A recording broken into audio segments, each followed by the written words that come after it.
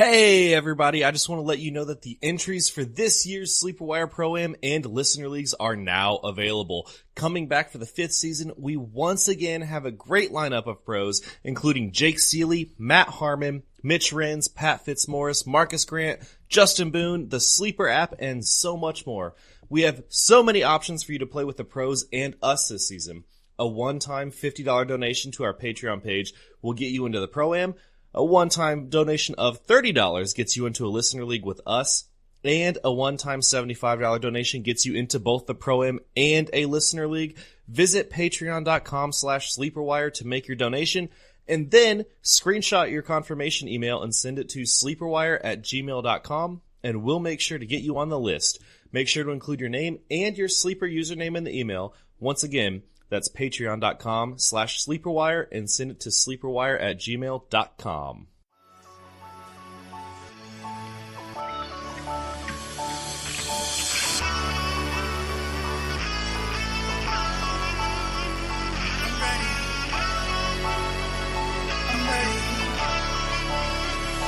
I'm ready for all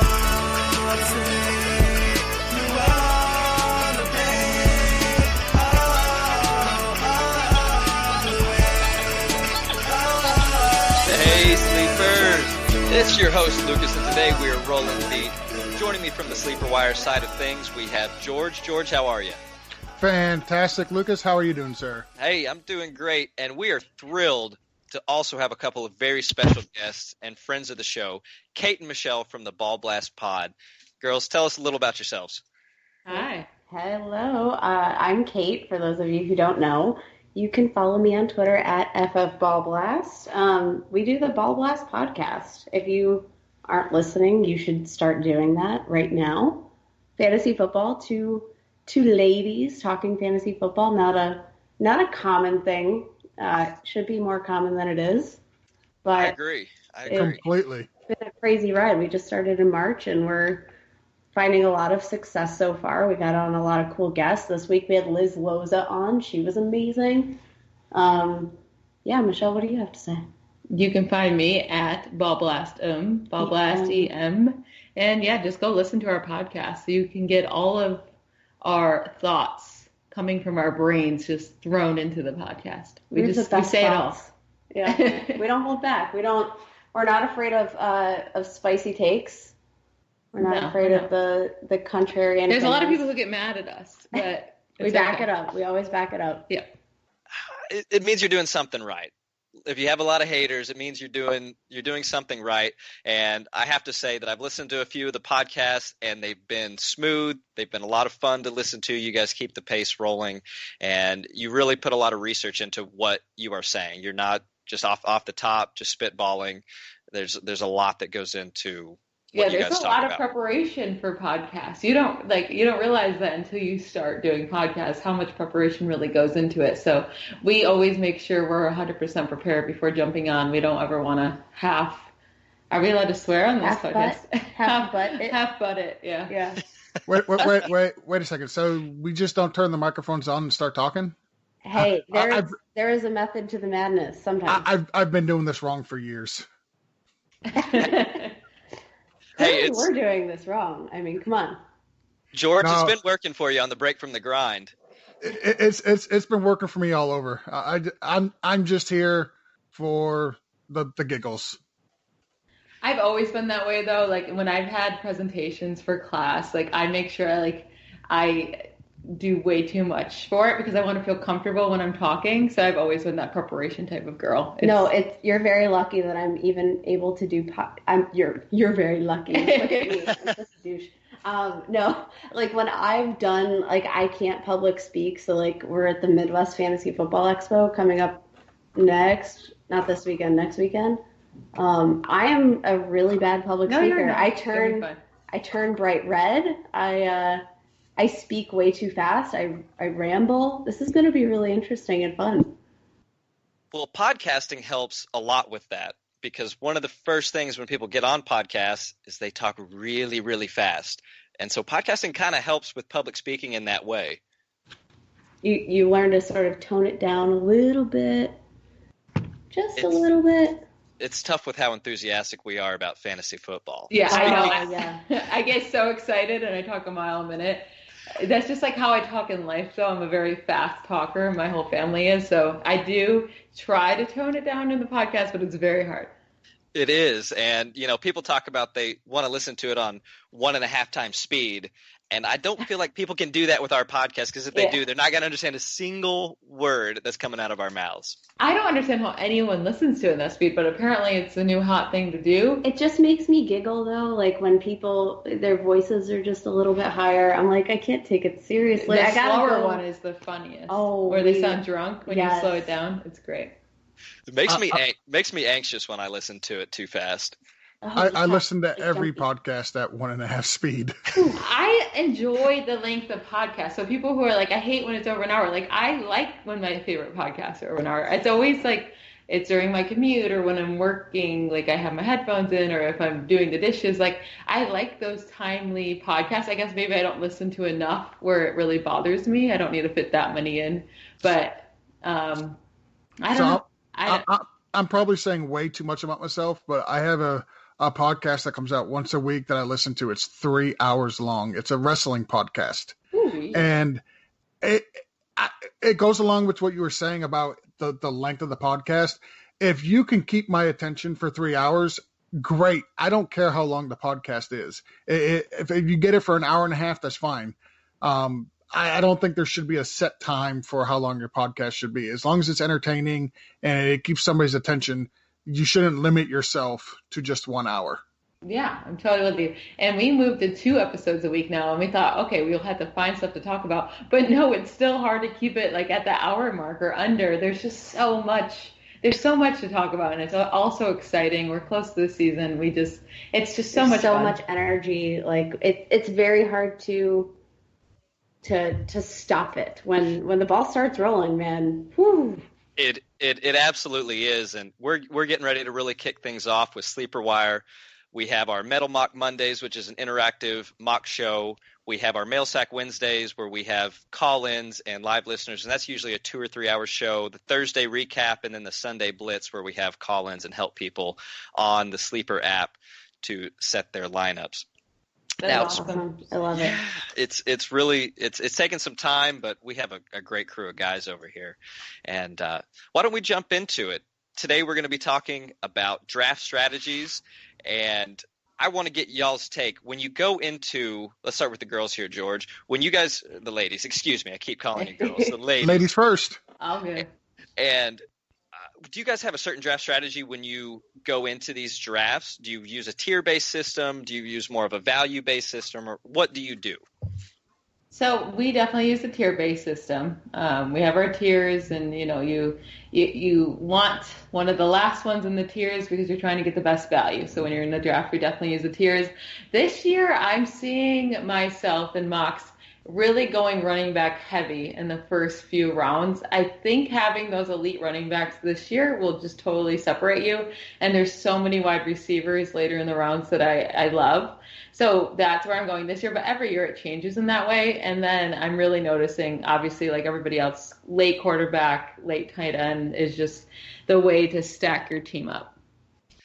It really does seem that way. And it wouldn't shock me at all if there are, I'm going to say four, that's probably over under for me, is 4 tight ends that are currently drafted out of the top 13 or 14 that will finish as a tight end 1.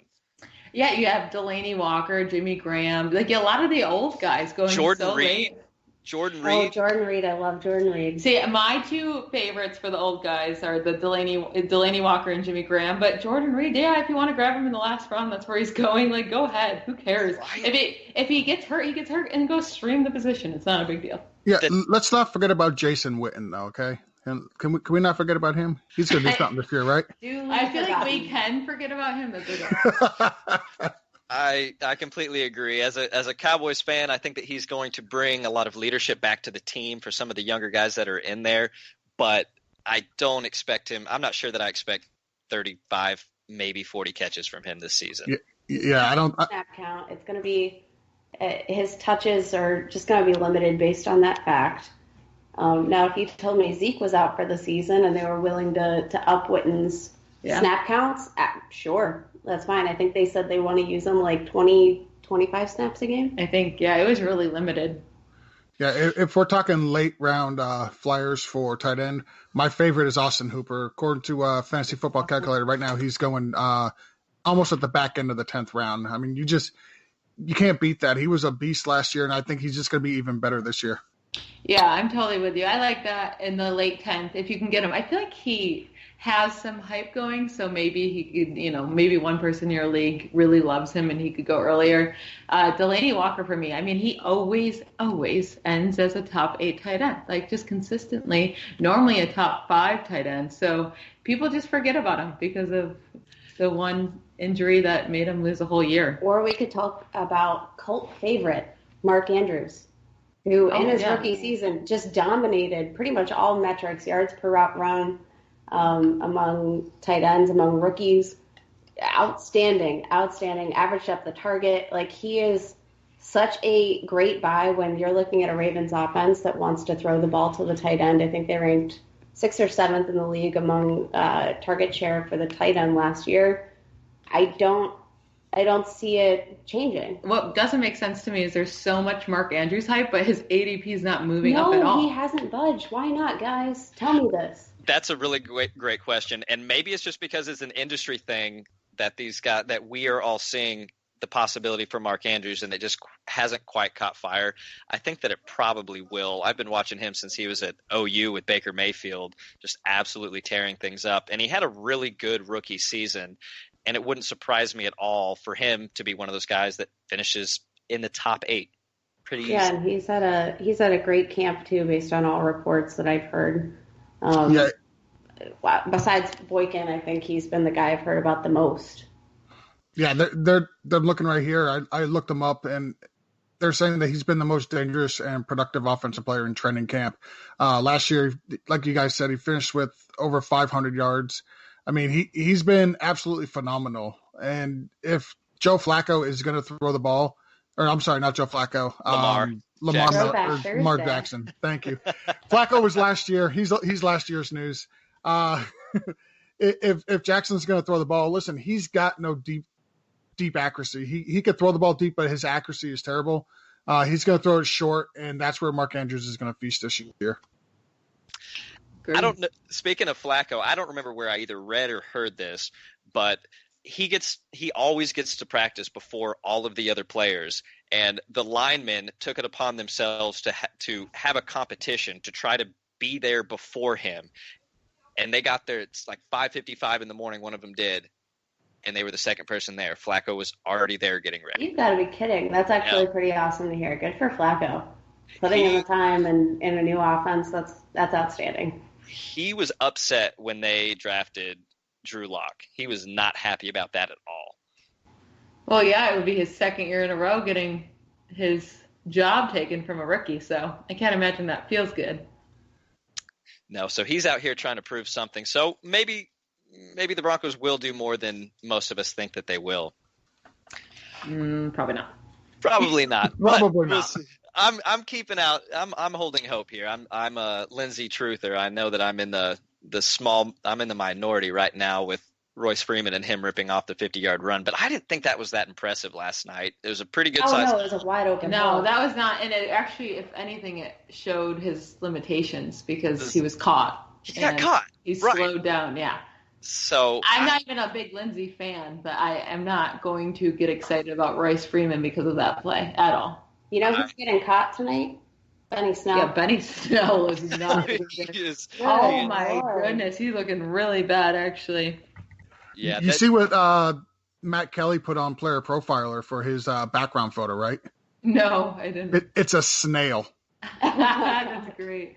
I mean, I'm rooting for him because he's a Steeler, but so many people have told me this offseason that Snell is going to take Connor's job, and it's the goal line work, even though Connor was legit one of the best goal line running backs in the league last year. But, Snell's just going to come in and take all of his work. But yeah, that ain't it, Chief.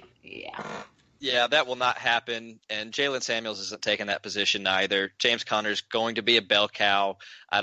People don't need to be worried. James Conner's going to be the guy. He's not losing much to Jalen Samuels. If you're in a league with me, Benny Snell's taking the job, and you should stay as far away from Connor as possible. You should also probably draft Snell, pretty early, I would say. Early. So that sounds like that's one of your draft strategies here. Yes, for second round. Yeah. Now, my other question would be, how do you change your strategy going from, let's say, a super flex to a standard to a PPR? Do you just adjust your rankings for all of that, or what do you find an effective tool when you're drafting? So yeah, you would just adjust your rankings and the tiers based off of different scoring points, especially with when you're looking at PPR versus standard. I'm a little bit lower on a Chubb or a Mac or a Henry in a PPR, but they would shoot way up in a standard. Like I would be fine taking a Chubb in the late first, early second. But then when you're in a full PPR, I kind of want one of those backs that can give you that passing catch, like a really elite pass catcher as a running back. And then when you're looking at Superflex, I hate taking quarterbacks early, but you need two in Superflex. They just go off the board. So I want two quarterbacks on my team before, the sixth round, preferably before the end of the fifth round. But still, I think even for Superflex leagues, we each sort of, in the most way that you can subscribe to the late quarterback in a Superflex league, like I think I speak for both of us when we say that we're both okay with those like middle range to even like lower end quarterbacks, because they score points. Like the point differential is just not high enough for me. I know you're playing two of them, but still, it's not worth it to me to take like an early round quarterback unless I'm in Scott Fishbowl, which I did. Yeah, Scott Fishbowl, I picked too early, man. I picked the quarterback too early. I got nervous. What round did you guys take your first quarterback in the Scott Fishbowl? I got Deshaun Watson in the second round, and the quarterback run never happened. I was just waiting for the run to happen. It never happened.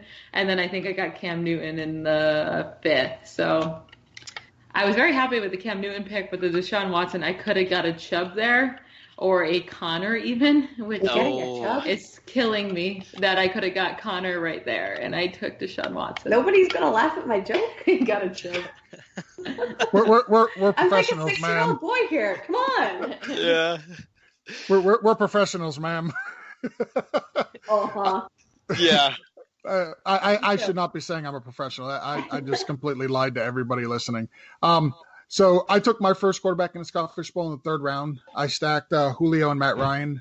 And then I took Big Ben in the sixth and Sam Darnold in the ninth. And then I took I took the Hall of Famer, Daniel Jones, in the 17th, 18th round. He did. Very good last night. He did. Wait, what is the over-under for our debut for Daniel Jones in the regular NFL season? Over-under, which game? 5. I'm setting the over-under at 6. Okay, when's their bye week? When's the bye week? Great question. Because I don't think it's so late.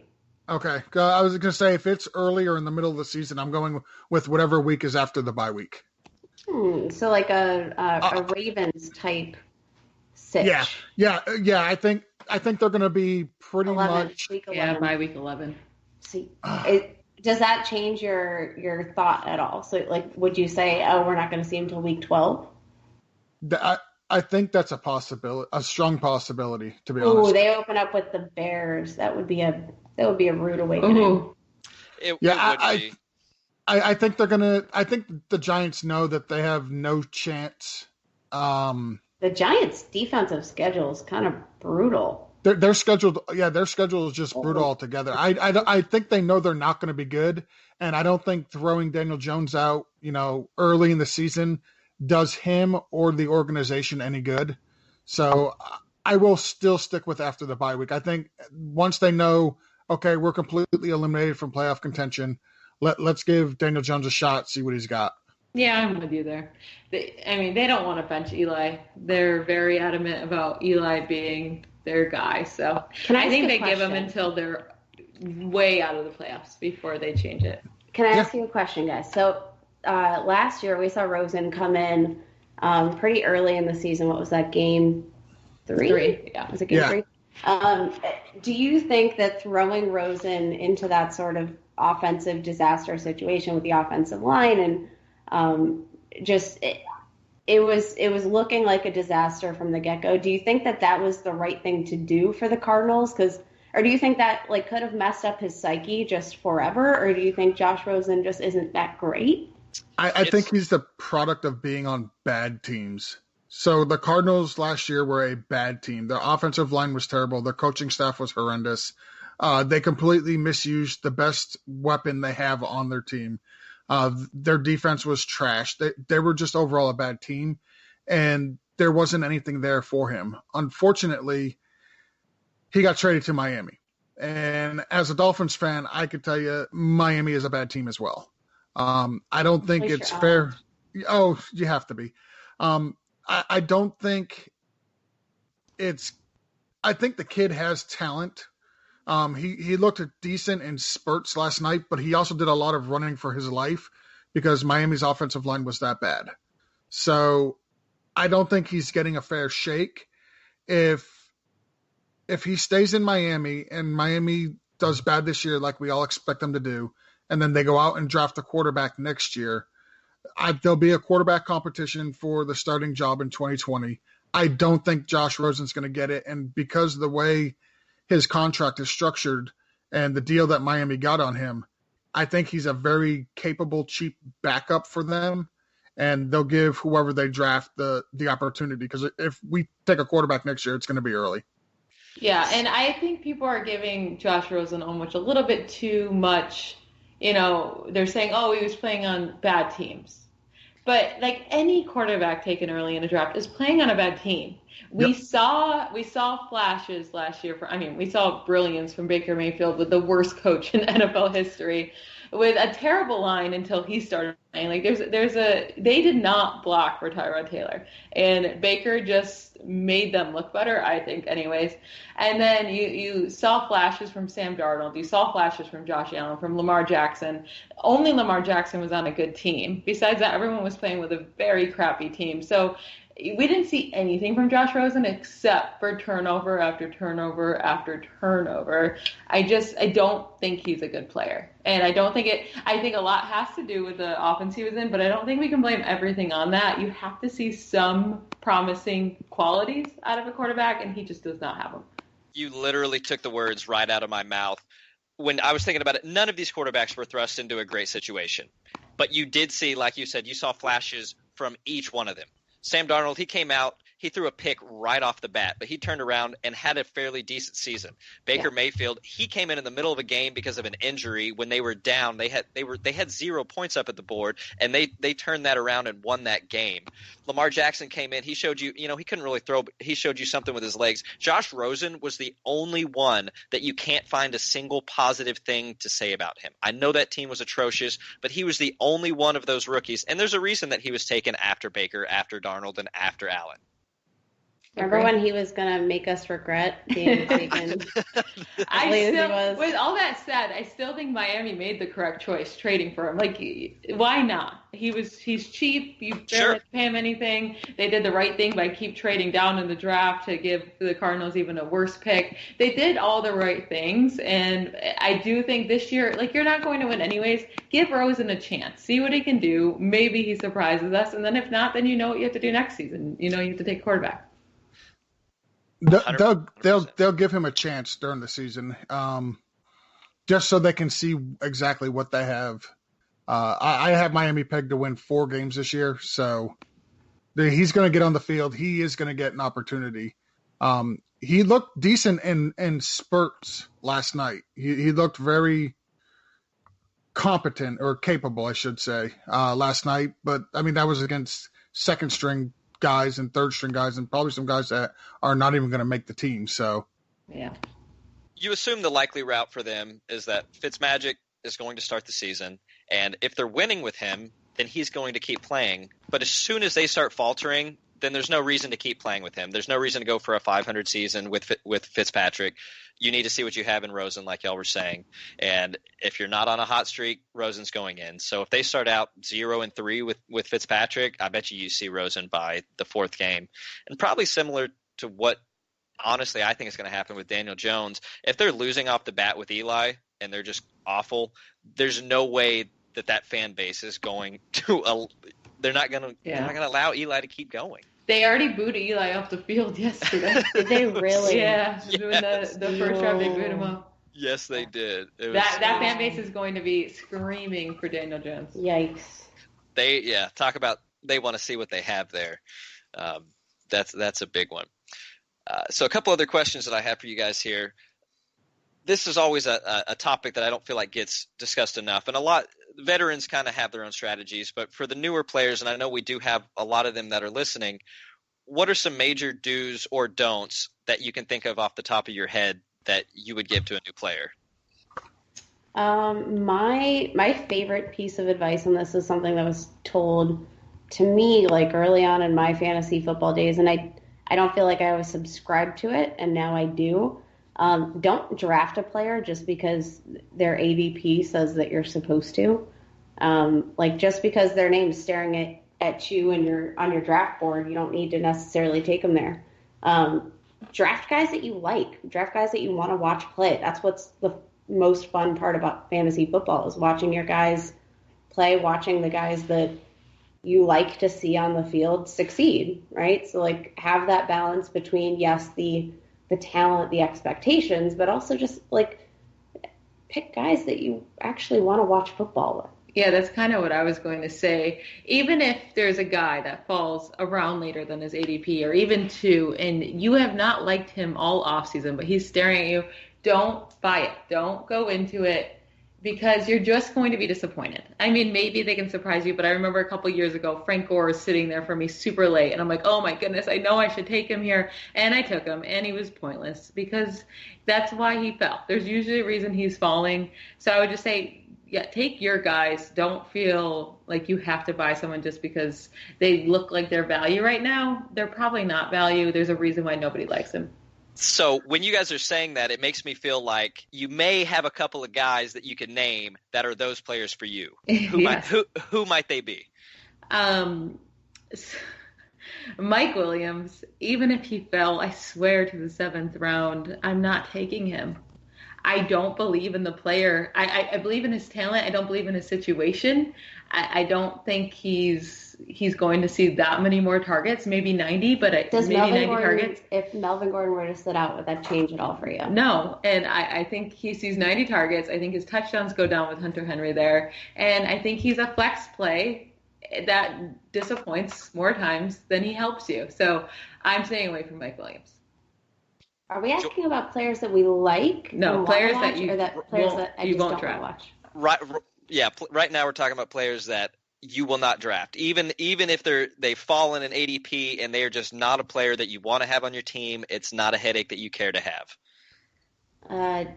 Josh Jacobs, and that was before the Antonio Brown. What is happening, guys? How have we not talked about this yet? I knew we were going to get there. I was waiting for it to come to me. Yeah, it's here. Like we have to address this. This was before the Josh Jacobs news. First of all, I don't want to watch Antonio Brown news. Or I say Josh Jacobs news. Yeah, Antonio Brown news. Sorry. This was before the Antonio Brown news that he might quit playing football because he doesn't like his helmet. I'm getting that story right, correct? Yes, you are. Okay, all right. Just making sure that I didn't like have a dream and just wake up from that or something. I just honestly I don't care for the Raiders offense. I don't care for John Gruden. I don't like. It's just not a situation that I think is ideal. And for fantasy football purposes, John Gruden just hasn't groomed super successful running backs. And I think that he's a really easy trap play going in the 3rd or 4th round. There's a lot of guys that I think are well cemented on better offenses like David Montgomery or even Sony Michel. I know he's falling so far in drafts right now, but I would rather maybe wait around and get a Sony Michel on a great offense with a questionable knee a couple rounds later than I would to draft a guy that I don't believe in the offensive system. See, now David Montgomery for me is a guy that I absolutely love, and I think that he will be a monster. But touching on AB real quick. So from what I understand, he has something called trench foot. So he had issues with his feet prior to this, and then he went on to the little cryo machine and didn't wear foot protection, and it exacerbated the issues that he was already having with his feet. And the helmet thing, the NFL has changed the helmets over time, and they allowed players that had helmets that they were doing away with to have a 1-year grace period to wear those helmets into last season. But now that grace period is up. And as far as I understand, Antonio Brown is using a helmet that's predating those. So it's technically still a legal helmet, but they want everyone to update these things. And I think, George, what you were saying was something about the vision of the new helmets. It impairs the vision. Is that right? Yeah. One of his complaints is the newer style helmets affects his vision on the field. It's funny I got the sleeper alert today that Antonio Brown notified the team he didn't want to come back unless he could get his old helmet back. I immediately thought he wanted to be traded back to the Steelers. That's what I thought that the alert meant until I looked into it, and I wouldn't blame him. I wouldn't want to be on the Raiders either. But circling back to our do's and don'ts and tying it in with AB, one of the things that I don't do, especially early, I'm very risk adverse the first 3 rounds. If I'm drafting in the first few picks, consensus is Zeke, Kamara, CMC, and Saquon. If I will take all 3 of those guys over Zeke, I would probably take David Johnson right now over Zeke. I would take any of your top 3 or 4 wide receivers over Zeke. I don't feel comfortable drafting Zeke right now in the first round. I wouldn't touch Melvin Gordon in the second round. I wouldn't touch AB if he was falling into the third round right now. It's just those first 3 or 4 rounds, while I know the draft does not win you your championship, and you can rebound, but if you're drafting those guys and you're spending what their current ADP is, or you're reaching for them a little bit in the first round or second round, you're if they don't show up or they don't play, you're putting yourself way behind the 8 ball. So I will never draft somebody if there's a risk involved with them, whether it be injury, holdout, or whatever. We've seen too many people get burned last year from Le'Veon Bell. He kept saying he was coming, he'd be there, and then he never showed up. And anybody who drafted him early felt the brunt of that the whole year. And it's just something I don't like doing. Yeah, and that's a fine strategy, and you're right. You may not win your draft in the first few rounds, but you can make it much more difficult by taking a player there and handicapping yourself and basically just not having a first or second round pick. Yep.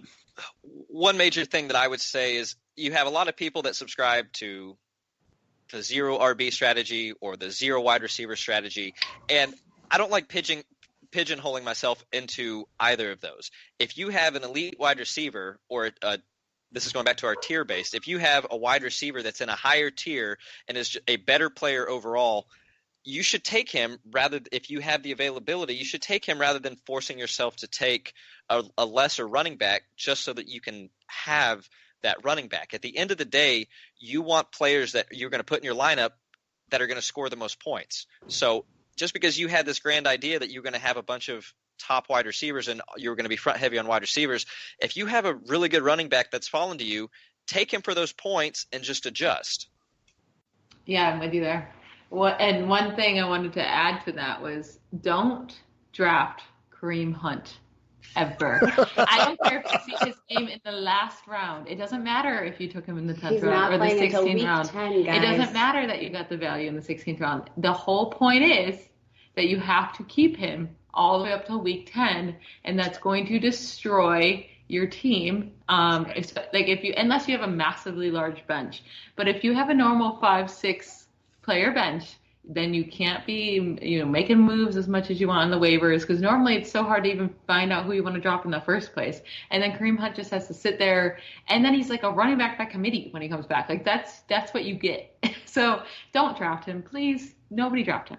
And also, when it comes to I wanted to add a note onto the fact of, not necessarily sticking with your plan, just draft good football players on your team that should score points and are in the situation to score points. Because even if you don't want, necessarily that sort of roster construction, say you ended up a little more wide receiver heavy than you really wanted to go, or God forbid you're overloaded with running backs and you just want some wide receiver depth, drafting a good player that you objectively know is a good player despite your roster construction just gives you more trade leverage in the future when you complete your draft, start making moves. Yeah, and I think we'll talk about that a little bit later about how I constructed my team in this draft night out.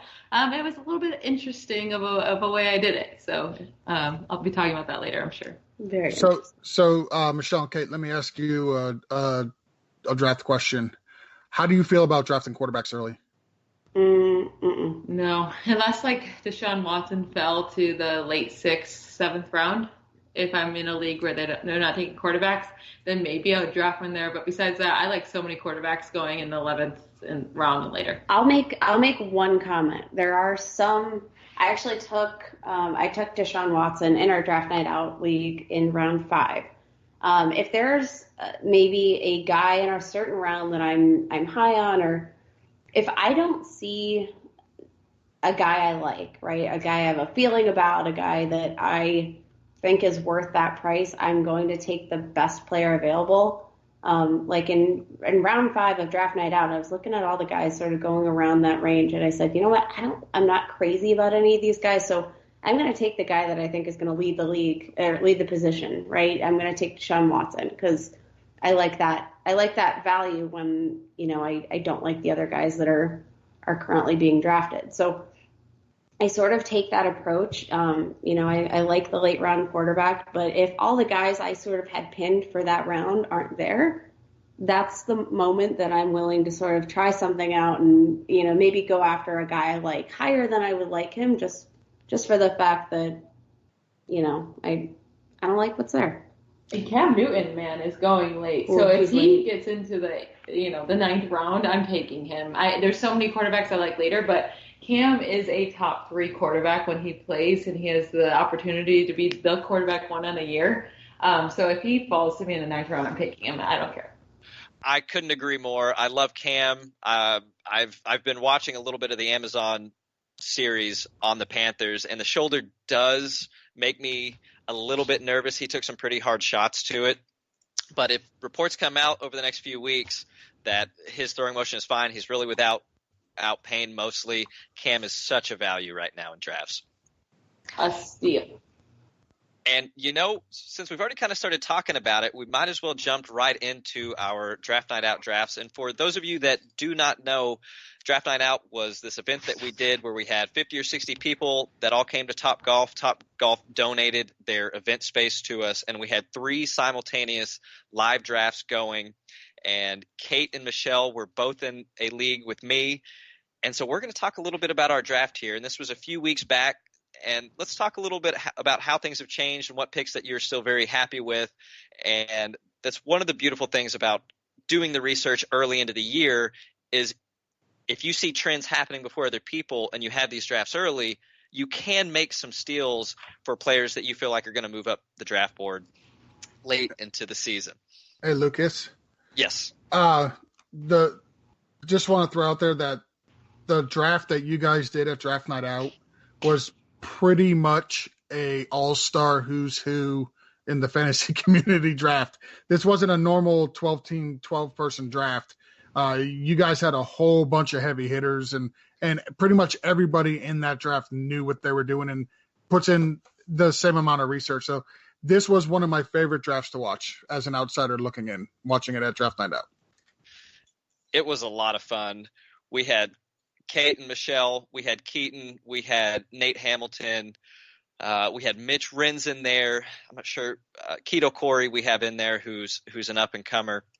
We had a lot of really powerful drafters in here. And so for this draft, we had no kickers, no defenses, 1 extra flex, a short bench of only 5, and an extra flex spot, half-point PPR. So I want to know what y'all's strategy was going into this. I know that Michelle really just wanted to load up on Steelers, is what it looks like, taking Connor and Juju at the 112 and the 2-1. Was that something you planned on doing going into this, or it just fell to you that way? It just fell to me that way. So I'm at the turn, and when you're at the turn, you have to take your guys. I really, really wanted Julio Jones there. So I pretty much knew I was taking James Conner once it got to that point because he's one of my top 5 running backs for next season. But Julio Jones is my wide receiver 1. So I really wanted him there.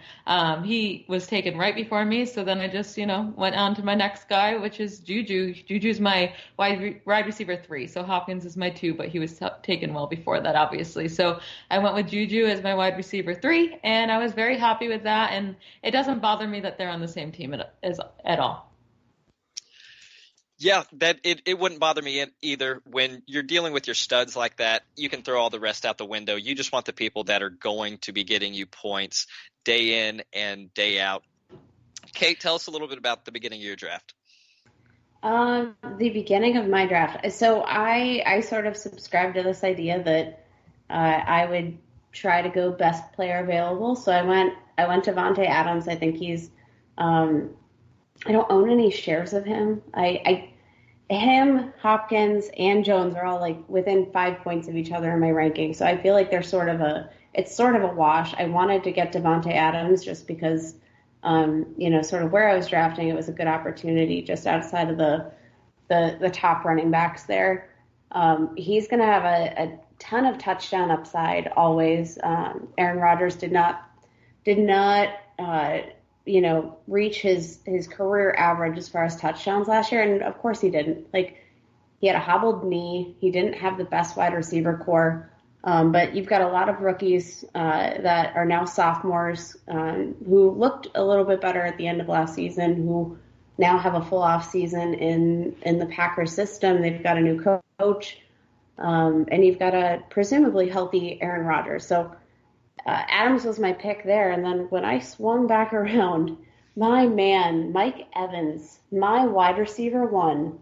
Yeah, it's her actual, your actual wide receiver 1. Yes. She's obsessed. Oh my gosh. So not scared of Godwin at all, or Howard, or anything. She loves Godwin, but I do. I love Godwin. I think that. And you love Howard. Yeah, I do. With the number of vacated targets in this offense, I don't think that they've added enough other weapons for them to be a big issue in my book. I mean, Godwin already saw almost 100 targets. O.J. Howard was on pace for a good amount of targets. I think Mike Evans, he's sort of seen both ends of the pendulum, right? So he's seen the high yardage situation. Last year, he finished with over 1,500 yards. Like, how has nobody acknowledged that? He was 3rd in the NFL for yardage, and nobody's talking about this dude. And he was actually on pace for more yards with Winston, I believe. Less touchdowns, but more yards. I want to say his pace with Ryan Fitzpatrick was around 1,300 yards. With Winston, he was... I think it was like almost 1,800 yards. It's something absurd. No, I think it was closer to 1,600. But he was on pace for fewer touchdowns, which, it's hard to score touchdowns when your quarterback's turning over the ball. So I think they've been working pretty closely with Jameis Winston to try to clean up his game. And I think if there's any coach in the system, I'm not going to trust Dirk Cutter to clean up a guy like Jameis Winston. I'm sorry. I think he's sort of a mess. But I think there's touchdown upside. We've seen him get 12 touchdowns before, I think twice. So you combine the touchdown upside with the fact that he can be a yardage monster. He's a wide receiver 1 for me, the wide receiver 1.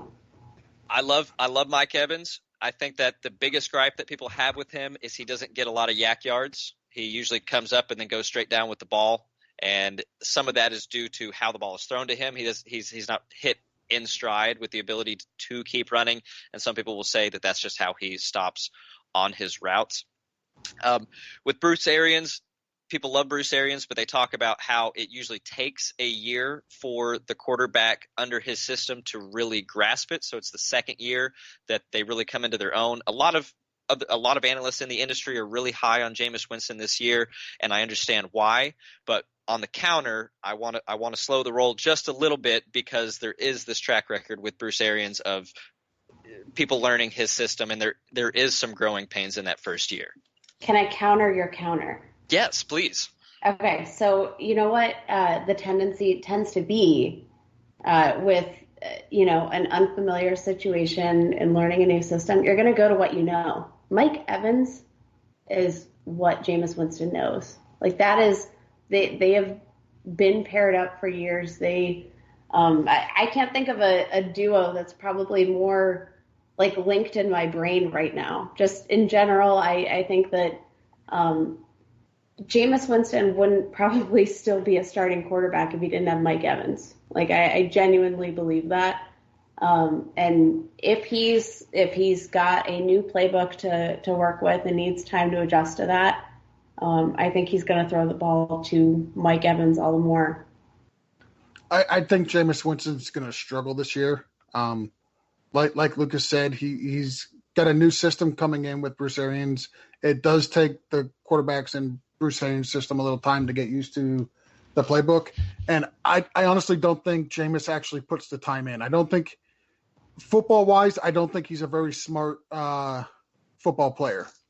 I would like to be wrong, but I've never been very high on Jameis as far as a football player goes. Now, I get it. We're talking about fantasy, and he will put up numbers just because that defense is that bad. Their running situation is atrocious. But I just don't think Jameis is very smart, and I think we're going to see the same Jameis we've always seen. He'll throw for a lot of yards, but he's going to have a whole bunch of turnovers, and that's going to affect the production of Mike Evans, Chris Godwin, and also I think Justin Watson is going to get an uptick in playing time, and I think he'll have a pretty decent season as well. So that's where I see some of the missing targets from Humphreys going is to Watson. I have to say that I agree with the point that I think that Evans has very much made Jameis, because Evans has a track record of making quarterbacks. He made Johnny Manziel who he was at Texas A&M. The reason Johnny Manziel had a lot of the stats that he had is because he was throwing up deep balls into double coverage, and Mike Evans would come down with the ball, and then you see what Johnny did when he tried to come into the NFL. So real quick, and Kate was drafting from the 6th spot there. I was drafting from the 3rd spot. I took McCaffrey at 3. It was between him and Kamara for me. I love Kamara, but I think that the workload is swinging in McCaffrey's favor. They use him so much. It seemed like the safer pick. When it came back around, I was staring down. I was thinking a wide receiver here, and I had 2 guys that I really liked. I had Keenan Allen and T.Y. Hilton, who I thought one of the 2 would make it back to me, but one guy that I thought that wouldn't was Nick Chubb. So I took Nick Chubb as my 2nd, and then once you know, Keenan Allen went, and Hilton went the pick right before me. I didn't love the wide receivers that were coming up next. My options were Amari, Thielen, and Diggs and Green. I'm still torn between Diggs and Thielen. I'm not a believer yet in Amari, and I am somewhat of a believer in Damian Williams. I know Michelle's going to make fun of me here. Mm-hmm. And we You see the latest reports, though. I did, and I think you and I are probably a little bit at a stalemate right now, because you thought someone would take that spot from him, and I thought that he was going to be a system guy that would come in and just do everything pretty well on a high-powered offense, and he would generate.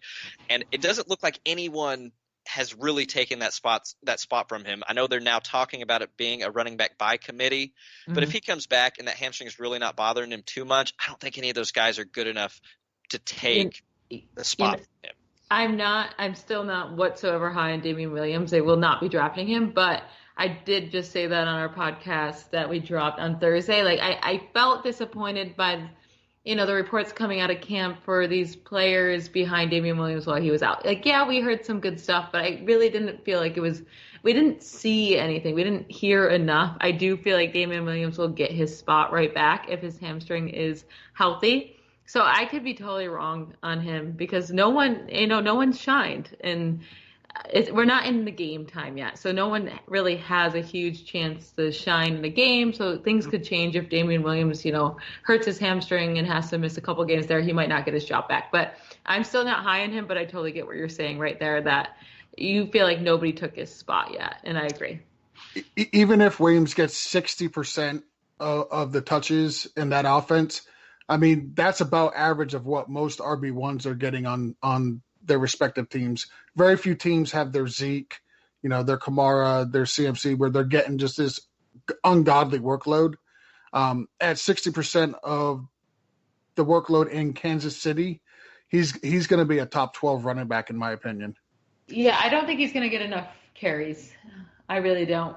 I don't think he's going to be used as much as people think, and I don't think he never got more than 12 carries in a game in the regular season last year. And yeah, he had a few good games, but he also had a few really bad games on the ground too that nobody talks about. I don't know. I don't like Damian Williams' talent at all. I do think sooner or later someone else will shine. I just don't think it's happened yet. I just don't like the draft price with that amount of risk built in when there are a lot of really talented guys with really secure roles on their respective offenses. I'm not buying it. They paid him peanuts. Yeah, didn't you say you were risk averse for the first 3 rounds? And I like him, but I didn't say I would be drafting him in the first 3 rounds. Okay. That makes sense. It's just not like when I'm looking at sort of the Chiefs' response to him, right? They said, like, yeah, he's the guy, but they haven't really indicated, like, we want him to be our guy. Like, when you think about like there's a tone, like right? He's going in the 2nd round right now, and when you look at the guys going around him, Dalvin Cook, Nick Chubb, you even have Kerryon Johnson or Derrick Henry. Evans. Yeah, but I'm just talking about running backs. They get hurt for a game, and you don't have to worry that his job's getting taken. Like if a Nick Chubb gets hurt and he has to miss a game, he's getting his job right back. And so with all the other players around him, if Damian Williams misses even a quarter and someone else shines, like, you have to be worried. Like, why would you want that? Why would you want that risk? I do not. And I know money doesn't mean everything, but he's literally making $100,000 less or more guaranteed money than Carlos Hyde. Like, it's not a lot of financial incentive. If something in their system is working with another guy, they don't have financial incentive to work him back into the game. You want those sort of bigger contracts that pull a guy back into the offense, because you're not going to let, $6-7 million sit on your bench. Yeah. Now, my only counter to that is going to be McKinnon with San Francisco. They paid him a lot of money last year, and he can't stay healthy, though. He can't. You're right, and I think that they just put him back on the pup. They can't put him on the pup. Did they? I thought they couldn't put him on the pup. No, they can't put him back on the pup, but he's not going to be playing for a while. Yeah. They maybe end up having to put him on IR. Yeah, if they do anything, they got to put him on IR. They cannot put him on the pup. Yeah. What they need to do is just cut him. Just cut him.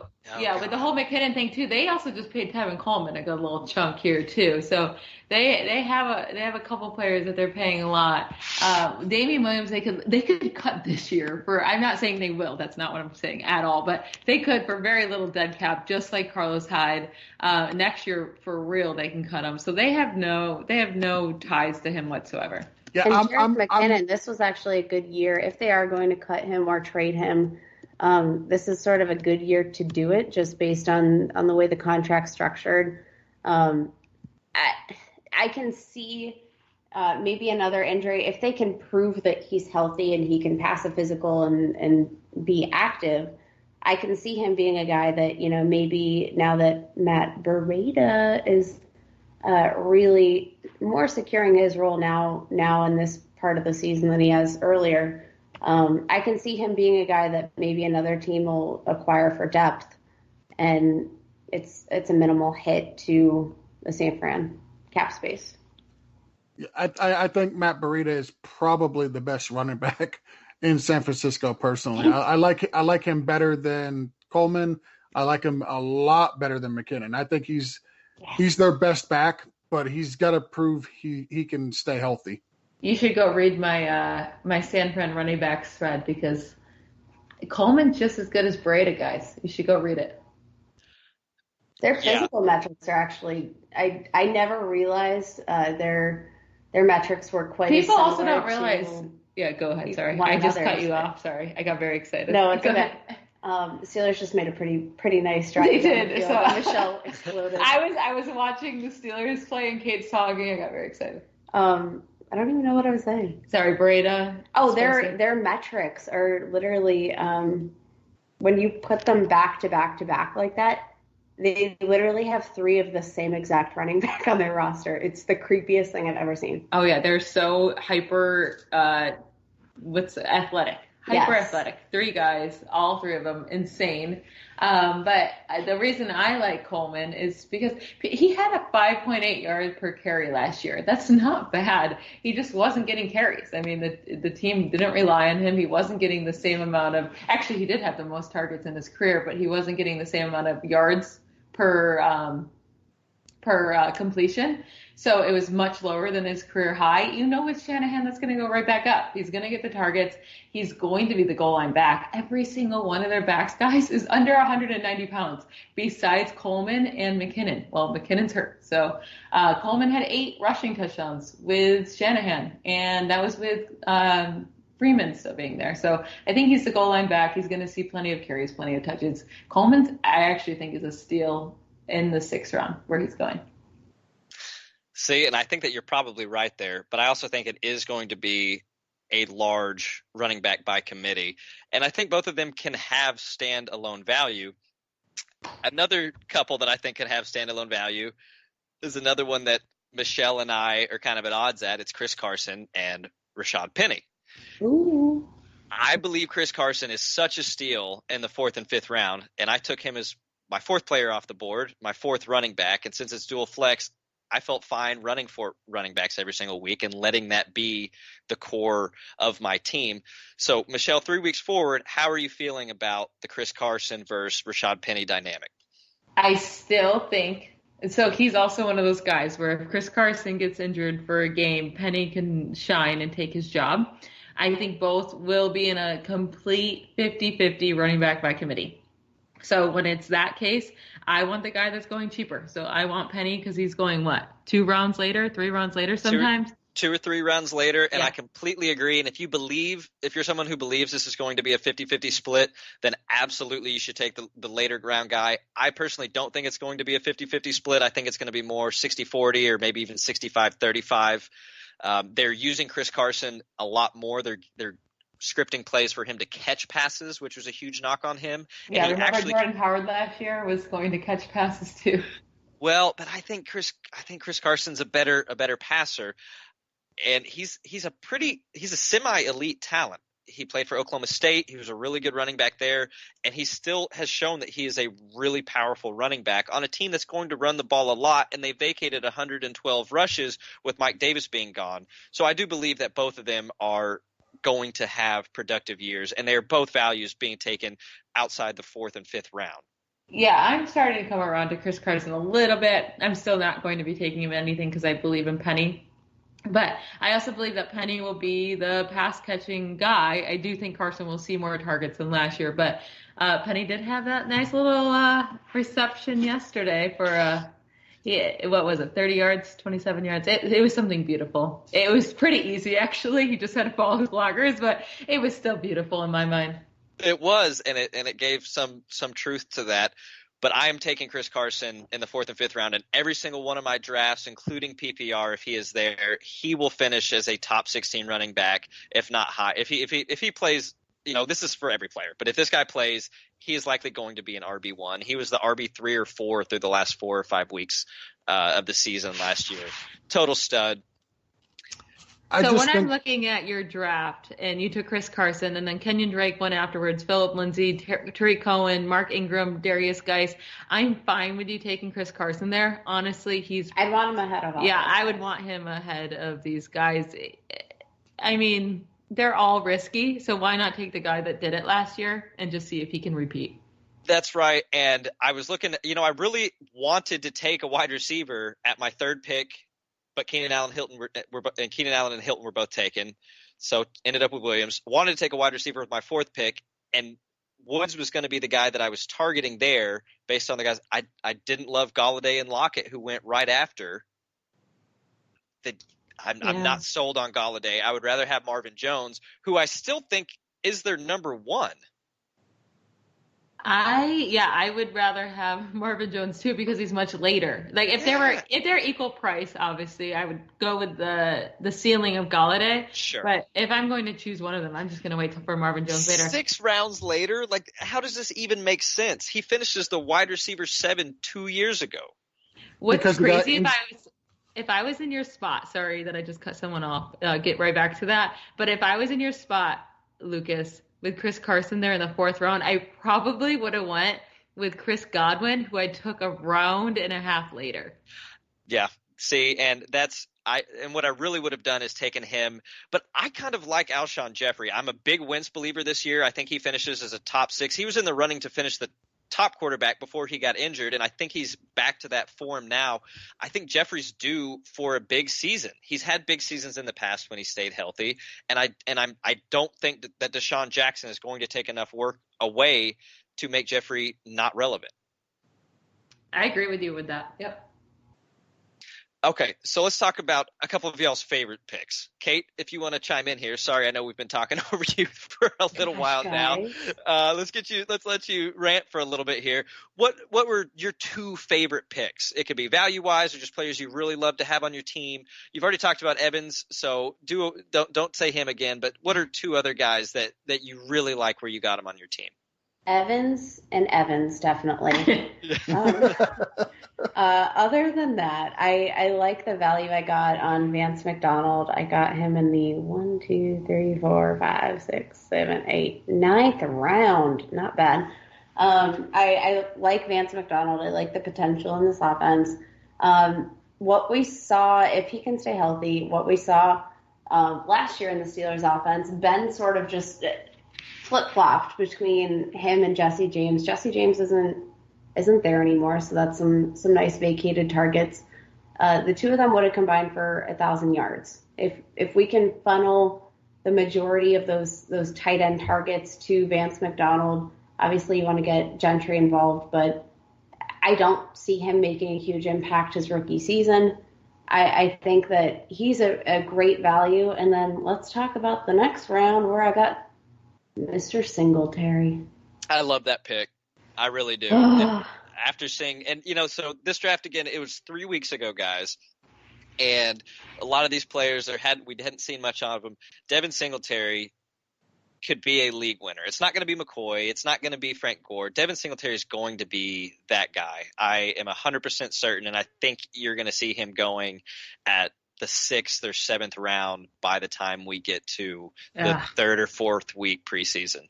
Well, we need to start. I think it's LaShawn McCoy then. If we're gonna affect ADP whatsoever, I'm gonna need to say that it's definitely McCoy, and then obviously there's TJ Yeldon in the mix, so you definitely don't want to draft Singletary. And then there was that guy from London that came in, London Governor. Wade ripped off the 65-yard run yesterday. Yeah, he's going to be the lead guy. Go draft him, please. Well, Singletary, he has so many knocks on him. I've been honestly tired of defending this dude all offseason. As soon as he was drafted, I was like, this is the perfect situation. I know everybody says, well, the Bills don't have trouble with cap space. Well, you know what? If they want to cut LaShawn McCoy, they're going to save like $6 million. So guess what? You could cut him, and then you have room to make another defensive signing or another defense and O-line. Go for your offensive line. Protect your young quarterback who likes to run around. You need a good offensive line if that's going to be the case, if you're going to protect this guy. That's more money that you can spend elsewhere where you need positional depth. It's not that you have a cap space problem, but leave yourself some room to make a bigger signing, a bigger trade, a bigger mark on your team. And Devin Singletary, he had a terrible combine, which I think is really helped me out as far as acquiring him in fantasy football leagues. He gets a lot of heat. They say he's too slow, he's too short. You never see guys that are that slow and that short succeed in the NFL. Well, you know what? If you watch his tape from college, he doesn't look quite as slow. No, he looks super explosive. He looks like just a really smart running back who knows how to utilize his blocking schemes, and he sees holes and he goes through them. And I think we already saw that in game 1 of the preseason last night, which is obviously that it's not a starting defense. Might be some starting pieces there, but he looked fantastic last night. Even on runs that don't look that easy, he found room, and I think that's what I like about Devin Singletary. He just has that vision to make cuts, and I'm excited for this dude. So I'm sitting back here listening to you guys just give amazing take after amazing take. I'm listening to you just completely dog TJ Yeldon and LaShawn McCoy, and I'm perfectly fine with that. But let me just jump in real quick and say, if anybody besmirches the name of Frank Gore, we're gonna fight. You didn't hear Frank Gore. We'll keep Frank Gore out of our mouth. Guys, have you played Madden 20? No, I refuse. Keenan Allen's my boy, and I refuse to play it because they dogged him. Okay, well, they didn't dog Frank Gore. Frank Gore is like a just powerhouse. Like he's a wild beast in the game. You can't take him down. Holy moly. He is like, he's everything. And so is Devin. Like, the run game in general for the Bills in Madden 20 is pretty awesome. But I will say Frank Gore, you want to talk about value in Madden 20. That is your value right there. Frank Gore, he's like beast mode. He's a cyborg. Yes, 100%. Michelle, you've been very patient. Would you like to tell us about a couple of your favorite picks that are not on the Steelers? Yes, sir. So I have to decide which of my Tampa Bay Bucks is my favorite pick here, because I took Chris Godwin and O.J. Howard. I do think getting Chris Godwin in the late 5th is a steal, because right now he's going in the late 4th. So he's gone up a whole round of ADP since this draft.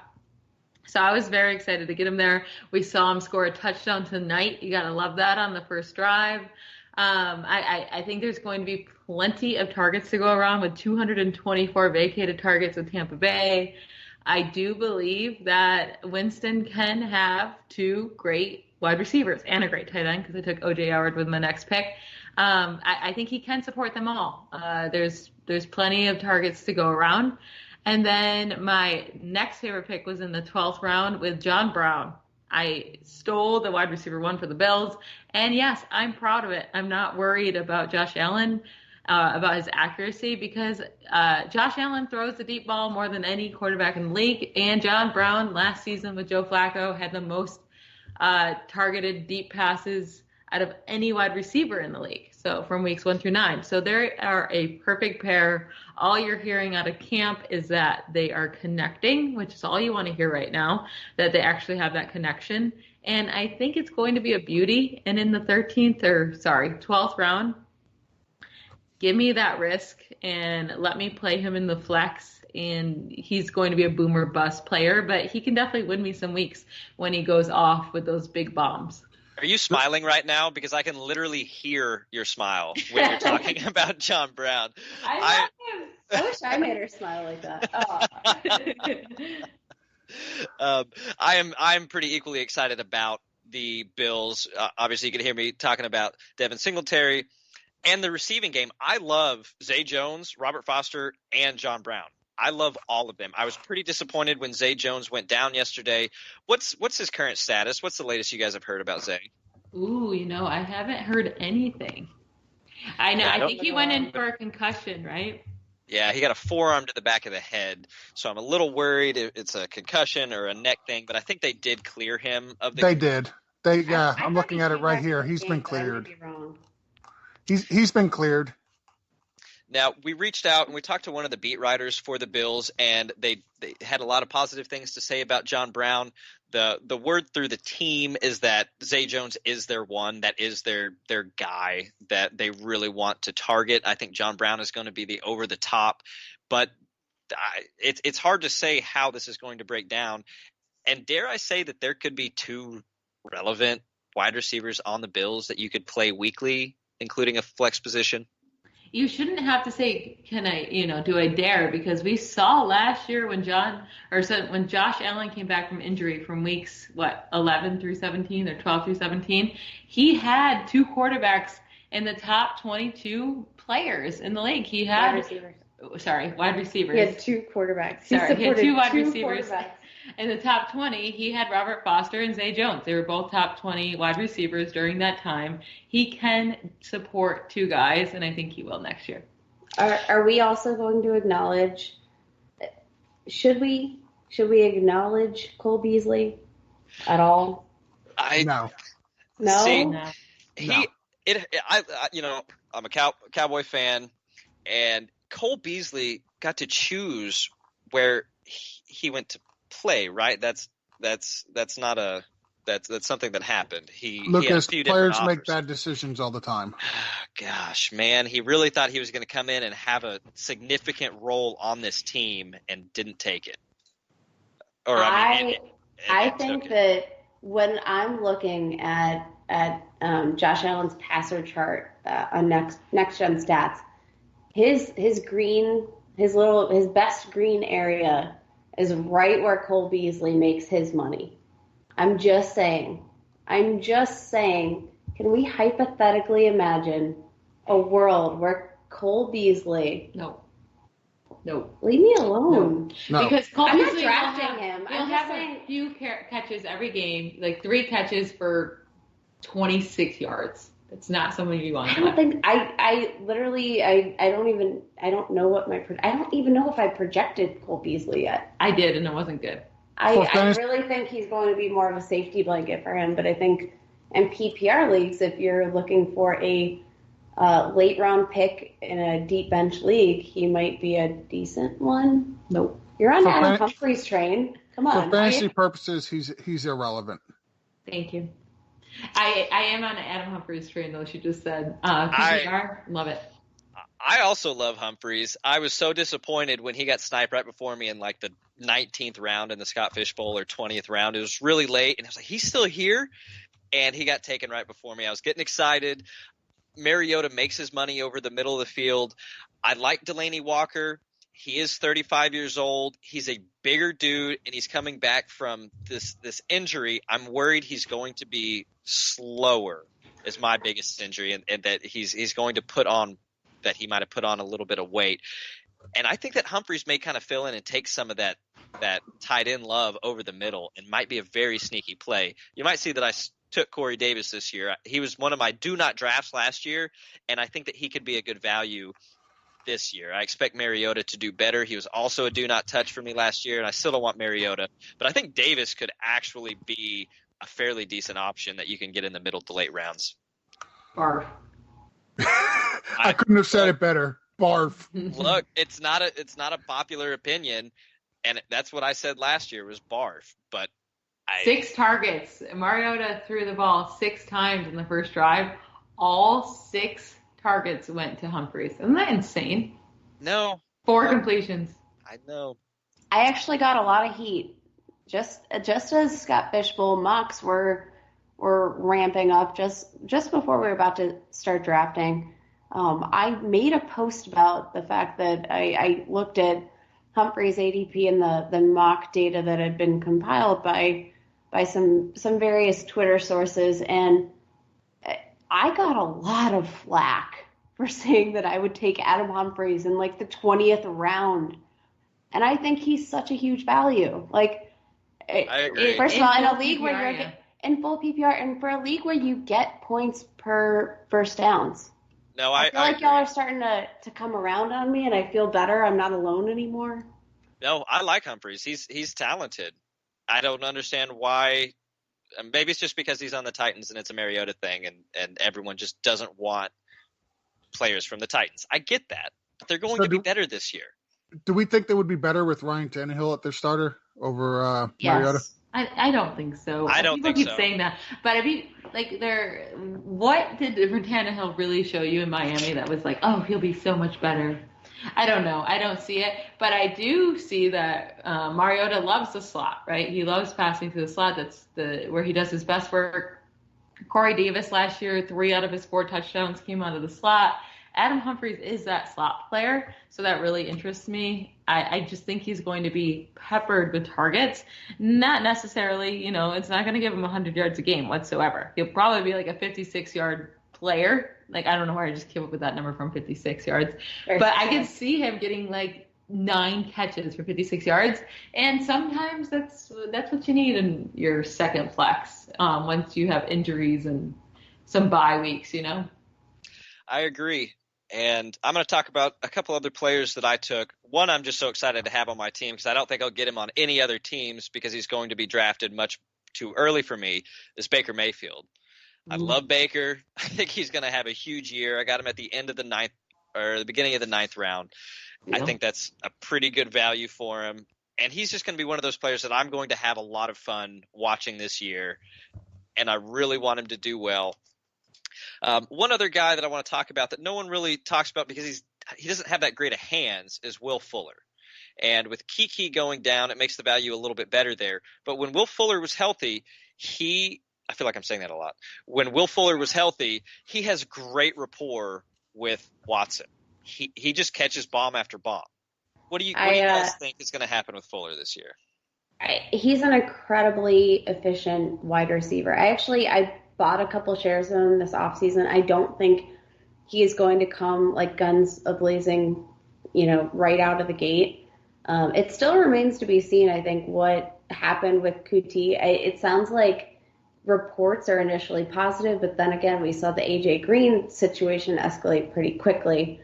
I think it's a good thing that we didn't hear worse news today. If he underwent testing and they saw some more ligament damage on an MRI or something, that would be a big problem. If it's maybe a mild ankle sprain, hopefully we should see him back. If not by week 1, sort of end of the season. But I like Fuller. I just think that this news, like QT, might affect Duke Johnson a little bit more than it does Fuller, just because, QT wasn't a big average depth of target guy.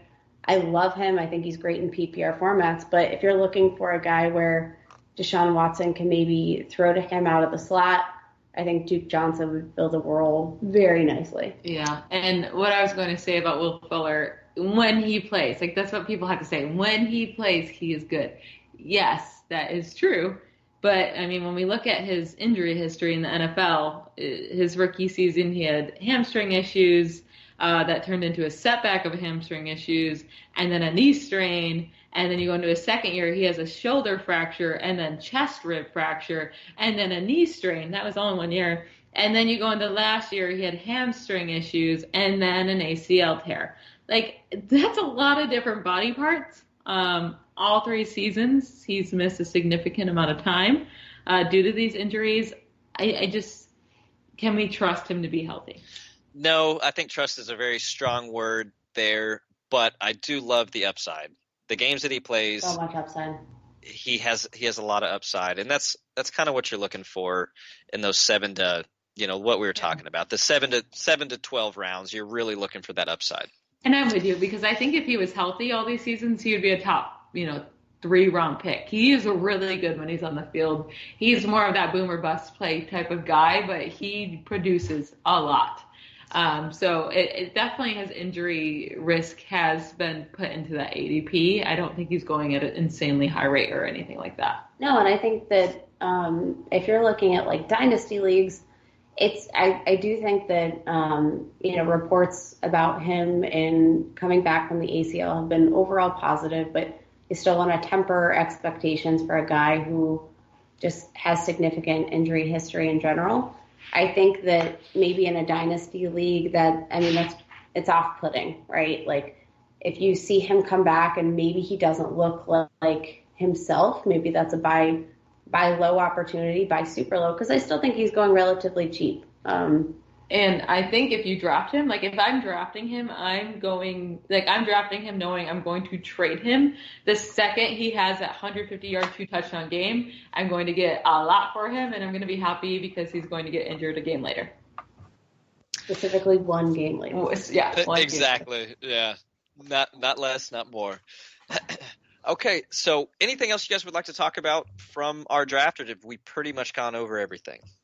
So I think a lot of people, I just want to hit on really quick. A lot of people are like, oh my goodness, you have two players from the same teams. You know, I have Connor Juju and I have Godwin Howard. This has haunted Michelle And every single night. She doesn't sleep anymore. I did not go into this draft thinking, you know, I want two players from both teams, but I did feel like the value was good enough. Like I felt like I was getting a great value from where they were. And I'm not going to not choose people because I'm scared of that. If I think they're going to produce, then I think they're going to produce. It doesn't matter. Like OJ Howard is my top 3 tight end.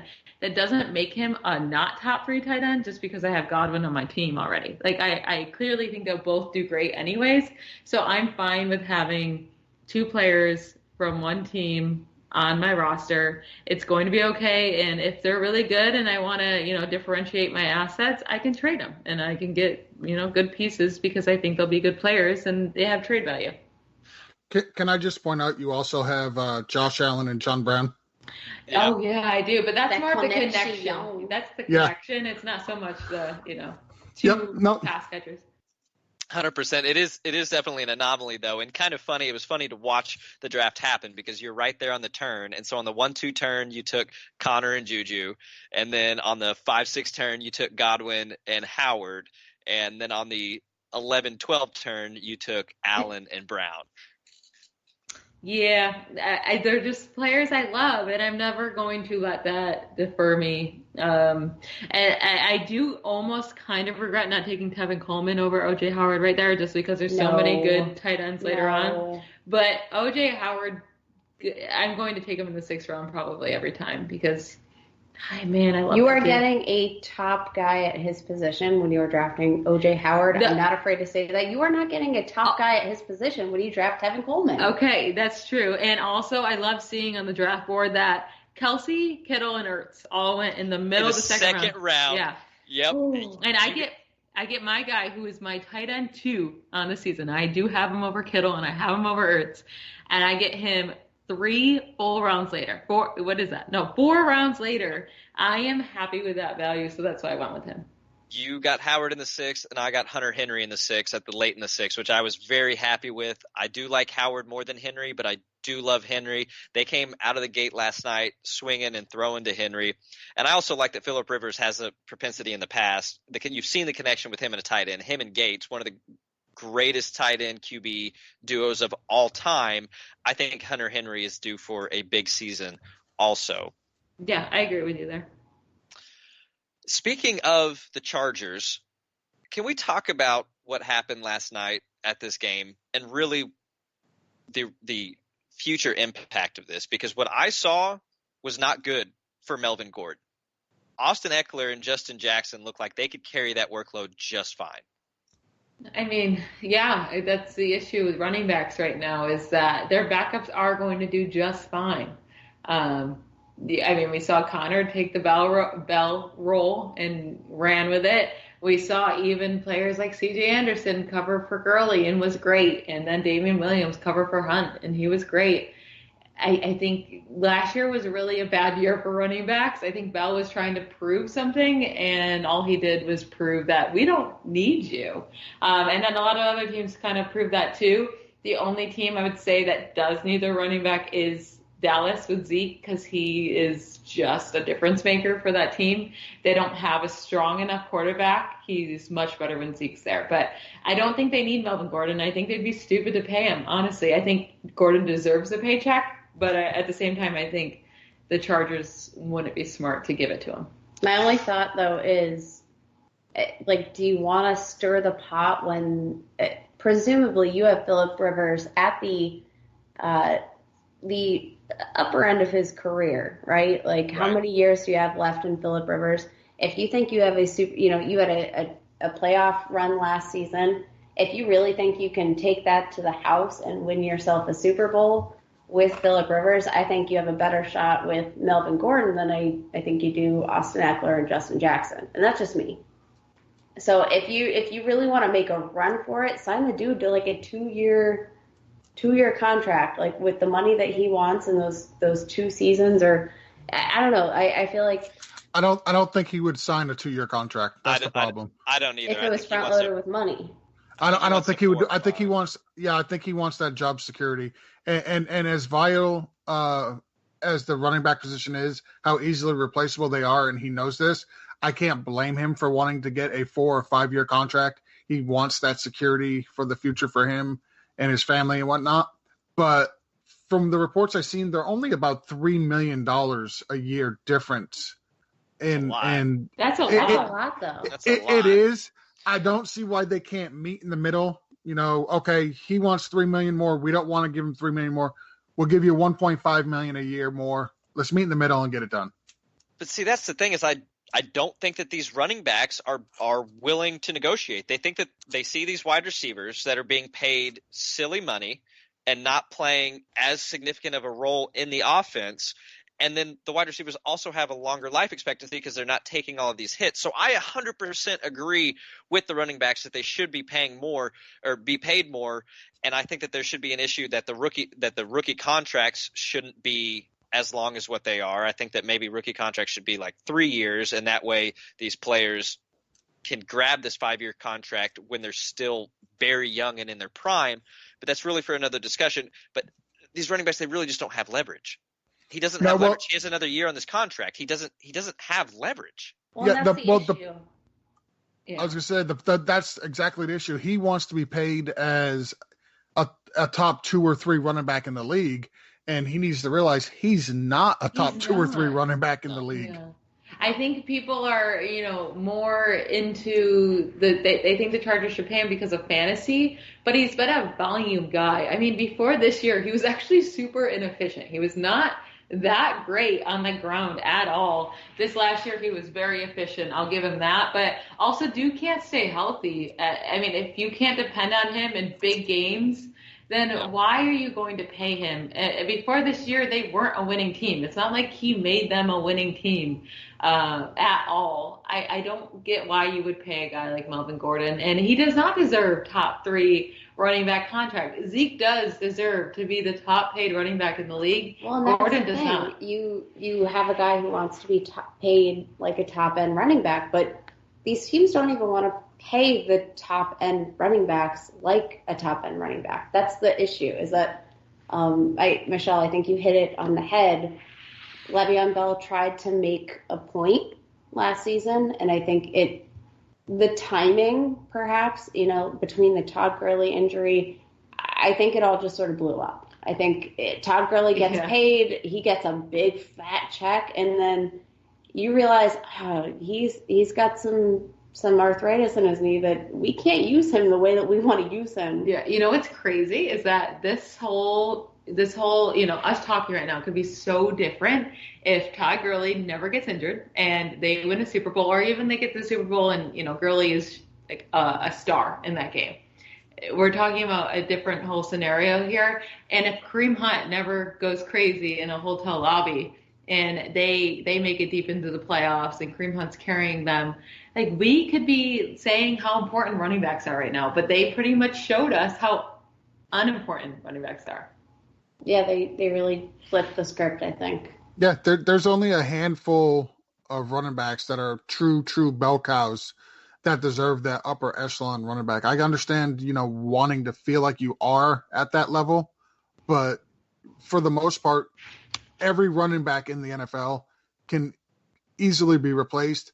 And even if the replacement doesn't give you that exact same production to the level, you can get somebody that's close enough.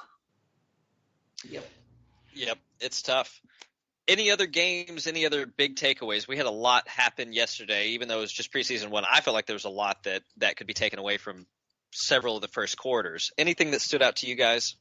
Daniel Jones. Are we going to acknowledge how awkward it must have been for Eli Manning to walk back into that building? Like, that's going to be, I think, to see them. I mean, it wasn't like you saw Daniel Jones come in as like the third string guy against a third string defense. You saw him come in sort of back to back with Eli Manning. Like, the Jets had a very short drive, and then it was back to the Giants. And so we saw them really quickly, and they looked very different. They did. Well, very bad at first and then very good after it. Well, yeah, that's what I'm saying. Like, I don't know how long they can sort of keep Daniel Jones at bay. And you know what? Like, the offense literally looked like they were playing differently for Daniel Jones. I mean, like, Week 12. Wayne Gallman was running like his pants were on fire behind Daniel Jones. It was so bizarre. It was kind of like we saw that with Baker when he came into the game versus the Jets, right? Like, the offensive line was just letting Tyrod Taylor get just ripped apart. And you see Baker come into the game, that man is fully protected, and they are motivated to protect that man. Like, there is such a thing as just wanting to play for a quarterback that you're rooting for. And seeing the play of the offense, I feel like they were kind of rooting for Daniel Jones. And I don't think it's necessarily an attack on Eli Manning, but I think Eli Manning's definitely got to worry, like, sooner than he probably wants to admit. I agree, and he's not going to have golden tape for the first 4 games. I expect that the Giants are probably going to lose all 4 of those. They might win 1. I'd be surprised by week 5 if we don't have serious talk about Daniel Jones being brought in.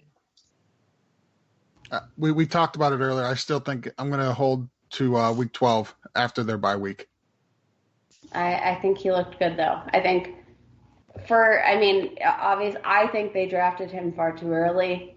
I'm like 99% sure he would have been there at 17 for their second first-round pick. Yep. But so you could have gotten the value there. But you know what? If he can be your guy of the future, sure, go for it. Why not?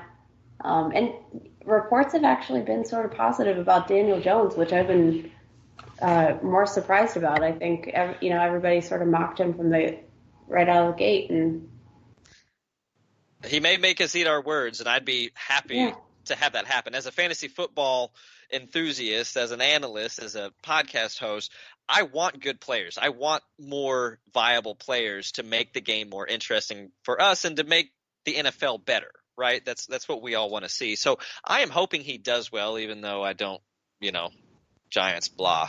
Yeah, go Cowboys. One other guy, this is a completely other game, Patriots and Lions. The one guy that really stood out to me, they threw the ball. They had like 20 people that caught passes in that game. But Jacoby Myers, 6 receptions, 69 yards, and 2 touchdowns. I think this guy's going to be a difference maker and definitely a late-round target that people should be looking at. You literally hit on the one game that we missed, but let me tell you this. As I scrolled through Twitter, he was lighting up my entire news feed this morning. I think we also see guys like this all the time, shine in camp, and then they end up being nothing. So I'm not going to get too excited about it yet. Obviously, there's some targets to go around in New England right now. I mean, we've been hearing that Harry's been a little bit of a disappointment, and they're taking a little bit longer to adjust to the NFL than we expected.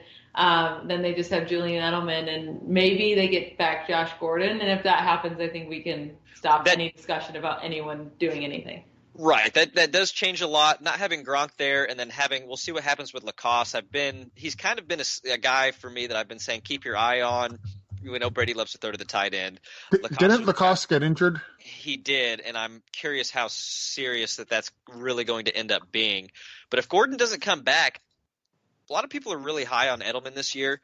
Edelman usually misses games. He's getting up there in age also. There's a lot of opportunity for one of these guys to step up. But there was last year too, and nobody did it. That's the issue with the Patriots, though, is that they're such a good offense that they can sort of rotate. Like, people were so excited about Dorsett and Hogan and anyone that was going to possibly touch the ball. They were just going to be amazing, and nobody was. It was Julian Edelman once he came back, and Gronk barely did much either, and then James White. So I think Patriots can do a lot with very little players actually making a fantasy impact whatsoever. So I'm not getting excited about any Patriot receiver this year. Like last year, I was trying to find any single one that could be touching the ball. And in the preseason, I was like, okay, who's going to be that guy? But this year I'm kind of off of it because Brady doesn't need that. He doesn't need it. He spreads the ball around because he's a really great quarterback. He's just amazing, and he has an amazing coach. So no, I'm not excited about anyone there except if Julian Edelman would just fall in ADP because his ADP is too high right now. He would be the only one I'd be excited for. Okay. Yeah, the Patriots are really good, and I mean really, really good at finding good NFL talent, but that doesn't always translate over to fantasy. They got a bunch of guys who are okay NFL talent, but not anybody to get excited about for fantasy purposes. Yeah. Okay. Kyler Murray, what do we think? He looked okay. He didn't blow your socks off, but he looked okay. But I think if you were a Kyler Murray truther, that opening drive is going to skyrocket his ADP so fast you're not going to be able to get your pants on straight. It concerns me not for the fact that I think it's actually going to mean something spectacular. I think the verdict is still out as to how the offense is going to look. But if you were already on the Kyler Murray hype train, you're going to see that opening drive and you're going to be like, yes, I'm going to draft him in the 5th round. Yeah, I think by them not scoring a touchdown, that it may keep the truthers down just a little bit and keep from some of the hype. But he looked very decisive and smart with with what he was doing with the ball. And what I took away from that was he's not throwing it in the numbers. Everything was out. Everyone was to the outside, which follows exactly the game plan that we could have expected from Cliff Kingsbury. So I think we're going to see a lot more of that. And what I really think is solidified for me is David Johnson. David Johnson is going to have 100 receptions this year. It's going to happen. And he's going to have space. Yes. And they're finally going to utilize him again. DJ is going to finish as a top 5 back. DJ will finish top 5 this year. I agree. I believe it. I've been trying to get him in so many leagues. I can't. Nobody's selling him, and I don't blame them. He's going to be a stud. He's going to have that bounce back year that Gurley did once they got rid of Jeff Fisher. Yeah, I kind of want the 5 spot. I got to be honest. I want DJ at the 5, and then I get the best of what's left coming around in the second turn, and I'll be really happy with any of the top 5 now. It's been the top 4, but it's really the top 5. DJ just needs to be in there with those other 4 guys. Anything else? Any other major takeaways from last night? One guy that's been, and I hate to bring it back to the Dolphins because, like I said, I trashed them earlier. They're a garbage team.